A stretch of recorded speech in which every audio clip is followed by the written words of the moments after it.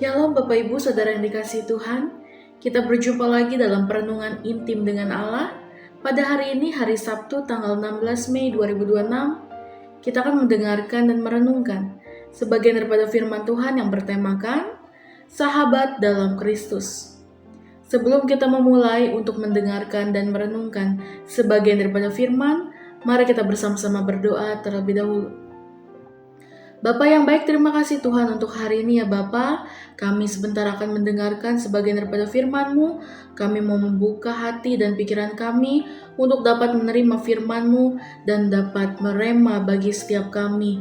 Terima kasih ya Tuhan, kami menyerahkan hidup kami ke dalam tangan-Mu. Kami siap mendengarkan dalam nama Tuhan Yesus. Haleluya. Amin. Pada perenungan hari ini yang terambil dalam Amsal 27 ayat 5-9. Lalu dalam pembacaan Alkitab 1 tahun kita ini terdapat di dalam 1 Raja-Raja pasal 3-5 dan Matius 6 ayat 19-34. Lalu ayat emasnya yang terambil dalam Filipi 2 ayat 19-20, lalu dilanjut ke ayat yang 25. Saya akan membacakannya, demikian firman Tuhan. Tetapi dalam Tuhan Yesus, kuharap segera mengirimkan Timotius kepadamu, supaya tenang juga hatiku oleh kabar tentang hal ihwalmu. Karena tak ada seorang padaku yang sehati dan sepikir dengan dia, dan yang begitu bersungguh-sungguh memperhatikan kepentinganmu.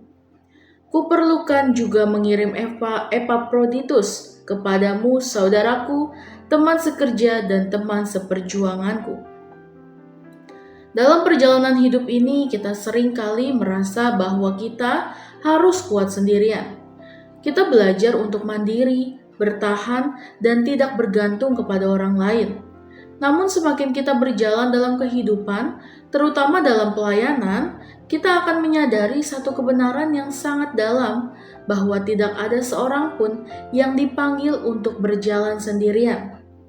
Bahkan Rasul Paulus, seorang rasul besar yang dipakai Tuhan, yang secara luar biasa tidak menjalani pelayanannya sendiri.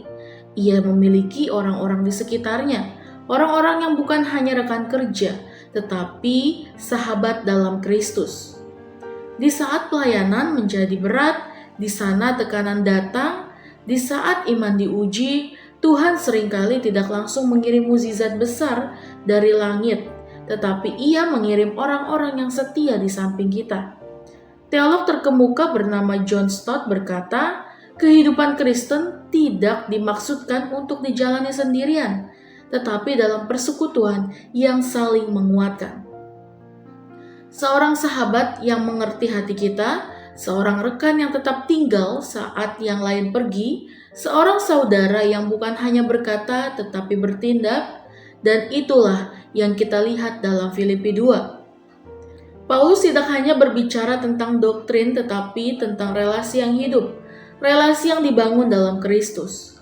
Filipi 2:25, Paulus menyebut Epaphroditus dengan beberapa istilah, yaitu saudara, teman sekerja, teman seperjuangan. Ini menunjukkan bahwa bagi Paulus, sahabat bukan sekedar teman biasa. Sahabat menurut perspektif Paulus adalah orang yang memiliki hati yang sama dalam Kristus, orang yang bersama-sama melayani Tuhan, orang yang setia dalam perjuangan iman, orang yang bisa dipercaya dalam segala situasi. Dalam Filipi 2:20 Paulus berkata, tidak ada seorang padaku yang sehati dan sepikir dengan aku.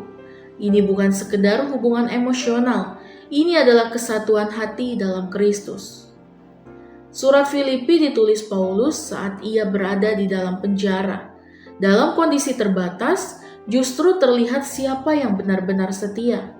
Paulus menyebut Timotius sebagai orang yang sehati, tulus, dan peduli, dan Epaphroditus sebagai orang yang melayani sampai akhir mati. Ini menunjukkan bahwa pelayanan tidak bisa berjalan sendiri. Dibutuhkan orang-orang yang bisa dipercaya. Dibutuhkan sahabat yang setia dalam Kristus. Yang perlu kita sadari adalah pelayanan yang sehat selalu lahir dari relasi yang sehat. Tanpa sahabat dalam Kristus, maka pelayanan menjadi berat, hati menjadi lelah, iman mudah goyah. Tetapi dengan sahabat rohani, maka kita dikuatkan, kita diteguhkan, kita dijaga tetap setia. Pengkhotbah 4 ayat 12 berkata, tali 3 lembar tidak mudah diputuskan. Dari surat Filipi pasal 2 terkait tema kita, sahabat dalam Kristus, kita dapat temukan kebenaran sebagai berikut. Yang pertama, sahabat dalam Kristus adalah orang yang sehati. Dalam Filipi 2 ayat 20 yang berkata, sehati dan sepikir, yang artinya memiliki tujuan yang sama yang berpusat pada Kristus. Lalu yang kedua, sahabat sejati tidak hanya berkata tetapi bertindak. Filipi 2 ayat 22 berkata, ia telah membuktikan dirinya. Lalu yang ketiga, sahabat dalam Kristus setia dalam penderitaan. Filipi 2 ayat 25 mengatakan teman seperjuangan. Lalu yang keempat, sahabat rohani peduli dengan sungguh-sungguh. Filipi 2 ayat 4 mengatakan, jangan hanya kepentingan sendiri. Dalam pelayanan, ada orang yang hanya hadir saat mudah, tetapi sahabat sejati tetap tinggal saat sulit. Ada yang hanya memberi kata-kata, tetapi sahabat rohani memberi tindakan nyata. Ada yang pergi saat kita jatuh, tetapi sahabat dalam Kristus membantu kita bangkit. Refleksi kita pada hari ini, mari kita belajar bahwa sahabat dalam Kristus adalah karunia Tuhan dalam perjalanan iman kita. Seperti Paulus memiliki Timotius dan Epaphroditus, Tuhan juga menempatkan orang-orang dalam hidup kita untuk menguatkan kita, untuk berjalan bersama kita, untuk menjaga kita tetap setia. Dan pada saat yang sama, Tuhan juga memanggil kita untuk menjadi sahabat bagi orang lain. Amin. Mari kita sama-sama berdoa. Bapa yang baik, terima kasih Tuhan untuk perenungan pada hari ini ya Bapa. Terima kasih Tuhan, Kau telah mengirimkan sahabat-sahabat yang sejati bagi memperlengkapi pelayanan kami di tempat ini ya Bapa. Terima kasih Tuhan Yesus, Kau juga memperlengkapi setiap kami untuk dapat kami membantu satu dengan yang lainnya.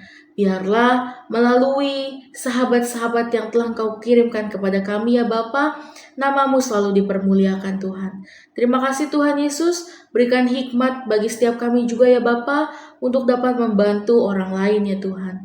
Terima kasih ya Tuhan, biarlah nama-Mu selalu dipermuliakan ya Bapa, nama-Mu selalu ditinggikan. Terima kasih Tuhan, kami menyerahkan hidup kami ke dalam tangan-Mu, biar kehendak-Mu yang jadi bagi setiap kami.